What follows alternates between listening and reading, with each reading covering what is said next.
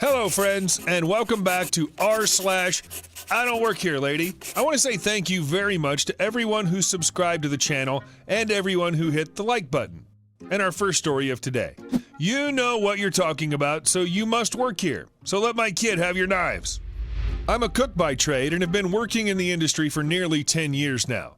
This happened roughly a year and a half ago, and I would often make grocery runs to the local Whole Foods, which is along my way home.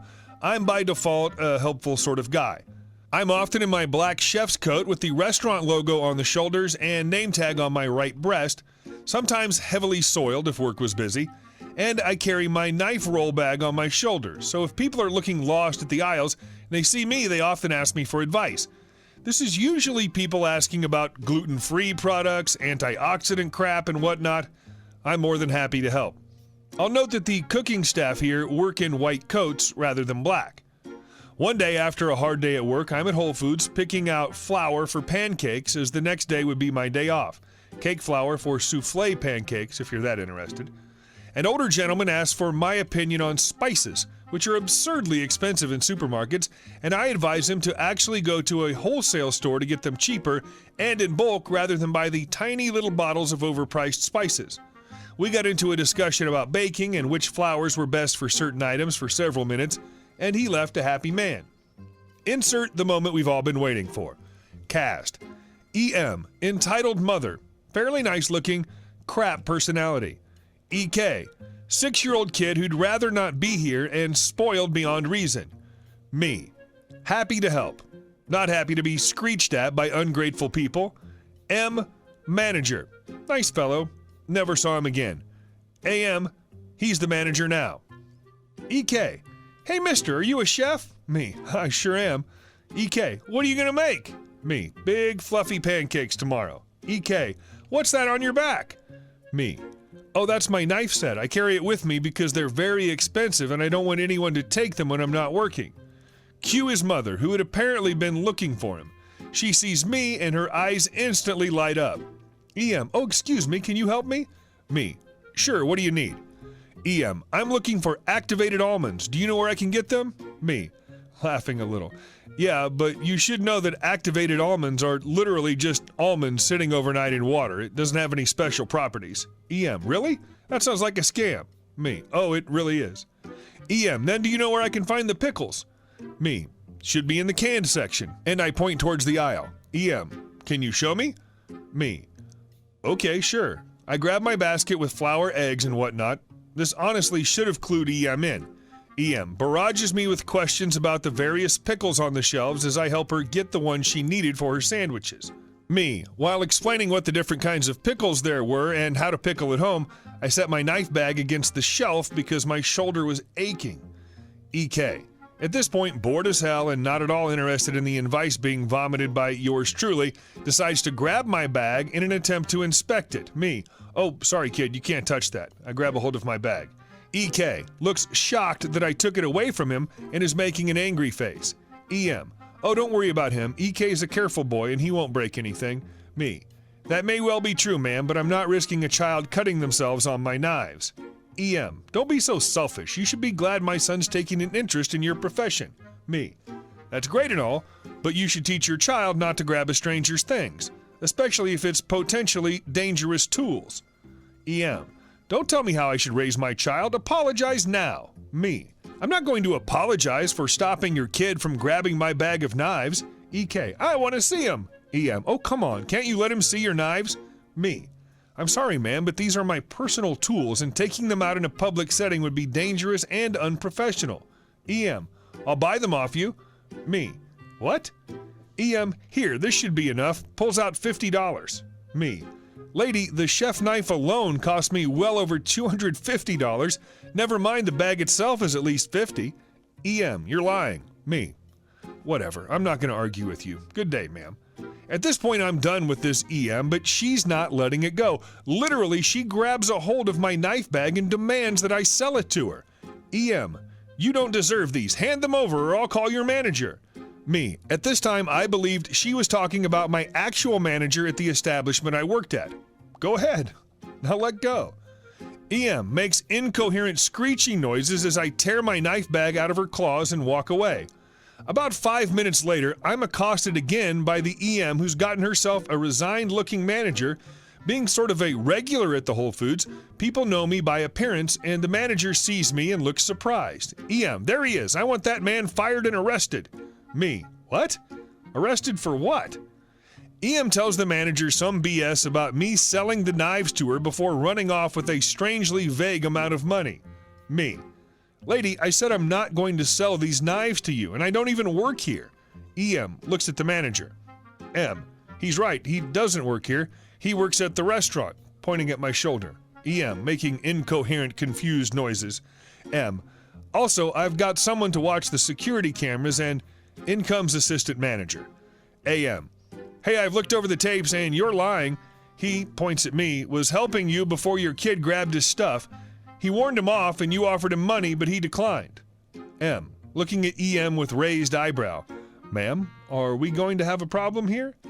EM makes a noise reminiscent of a strangled cat and apologetically shuffles away. And that's that. I paid for my stuff, went home, and made the fluffiest, softest pancakes known to man the very next day.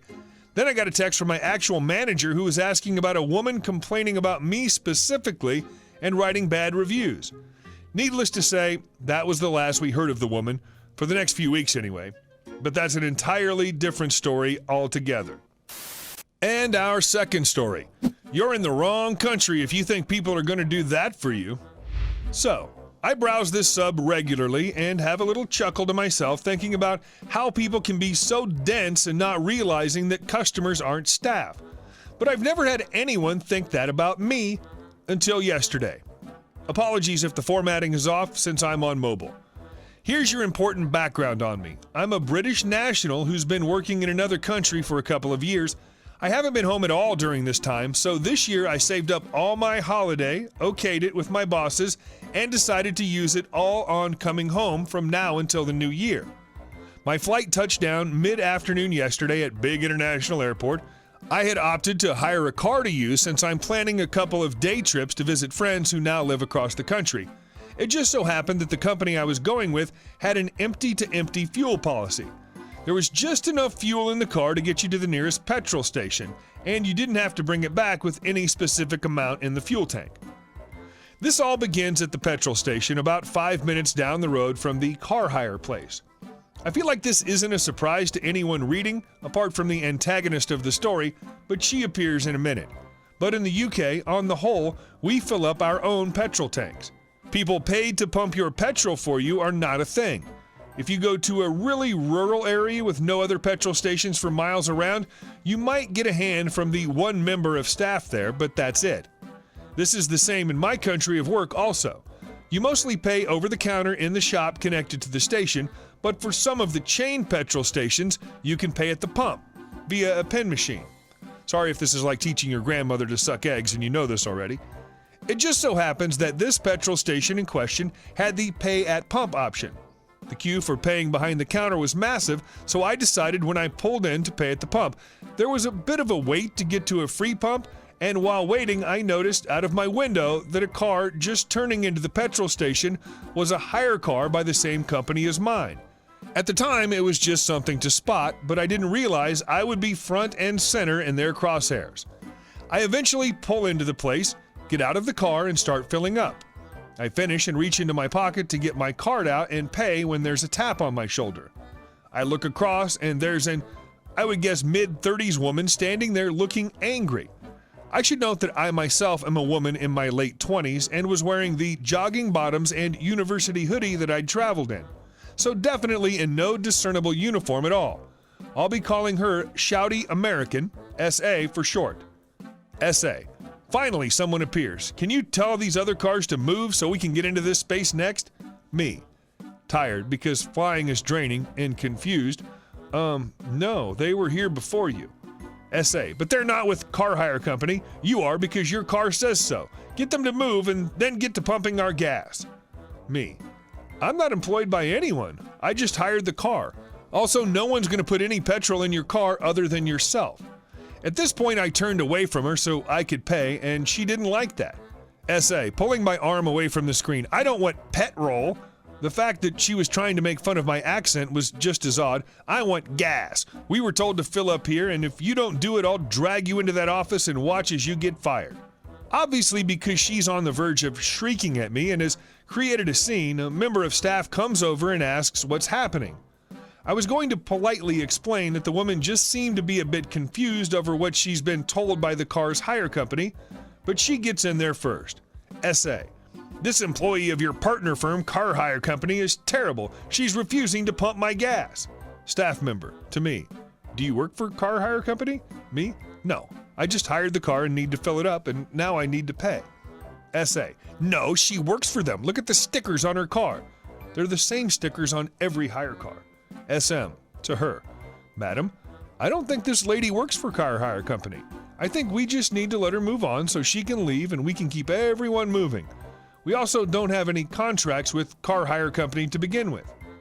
At this point, there were about 8 cars parked behind the car that she was in, since the driver hadn't thought to move into one of the now many free spaces next to the pumps, and many more indicating that they want to enter the petrol station, but SA seemed oblivious to this. SA, I want someone to fill up my car now. I don't care if you fill it up with petrol and not gas. She seemed to have no clue that petrol and gasoline are literally the same thing. You're all lucky that I don't film this and stick it on Facebook so you'll all get shamed and fired. SM, getting annoyed as there were people shouting and car horns blaring because of the blockage. You're in the wrong country. If you think people are going to do that for you, please tell the driver of your car to move, or we'll have to have the car towed for an illegal obstruction. I'm pretty sure this isn't a thing, but I sensed the guy was just hedging his bets that Shouty had no clue what the law was. She eventually signaled for the driver to move into a space to the wonderful sounds of British sarcastic cheers. It's good to be home. While the staff member apologized profusely for what had happened and offered me anything in the shop on the house, I went home with a tank full of petrol, a deluxe Christmas sandwich, and a good story to tell my family. That probably wasn't the welcome to the UK that Shouty expected, but it was the one she deserved. Hey guys, thanks so much for watching this. I hope you enjoyed it, and I'll see you in the next video.